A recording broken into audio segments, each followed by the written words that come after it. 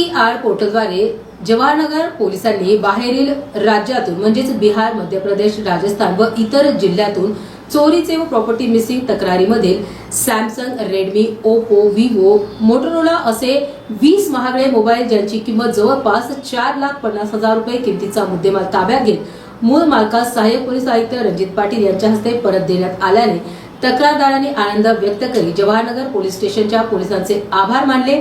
सदरची उत्कृष्ट कारवाई पोलीस आयुक्त प्रवीण पवार, पोलीस उपायुक्त प्रशांत स्वामी, परिमंडळ 2, सहाय्यक पोलीस आयुक्त रणजित पाटील, उस्मानपुरा विभाग, वरिष्ठ पोलीस निरीक्षक सचिन कुंभार यांच्या मार्गदर्शनाखाली पोलीस अंमलदार मारुती गोरे यांनी केली।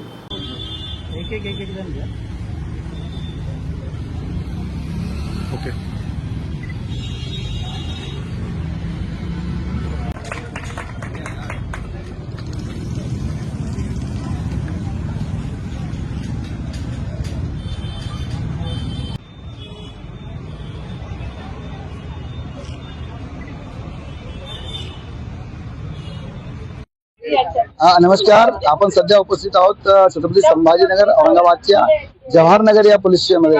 मागील काही दिवसापूर्वी जे मोबाईल जे लोकांचे मोबाईल आहेत ते चोरीला गेले होते किंवा मिसिंग झाले होते, त्या मोबाईल जवळ 4.5 लाखाचे मोबाईल, जे 20 मोबाईल आपण बघत आहात ते हस्तगत पोलिसांनी हस्तगत केलेले आहेत।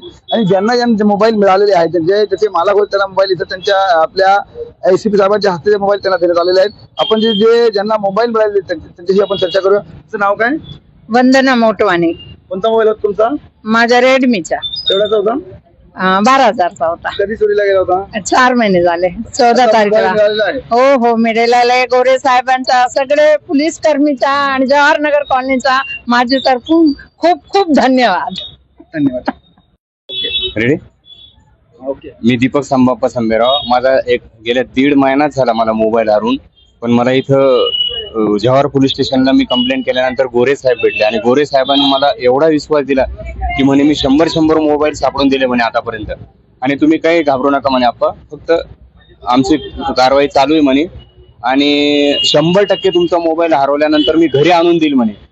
तर काल त्यांचा फोन आला मला संध्याकाळी आणि तो आनंद म्हणजे खरंच आज म्हणजे मला गर्व आहे या पोलीस विभागाला। जेवढं कौतुक केलं तेवढं कमी आहे त्यांचं, आणि ते आहे म्हणूनच आम्ही जगत आहे सगळे जनता। आणि खरंच शेवटी मी या जवाहर पोलीस स्टेशनच्या सर्व कर्मचाऱ्यांनी, विशेष करून गोरे साहेब आणि स्वान साहेब यांनी मला खूप मदत केली, त्यांचे मी खूप खूप आभार मानतो।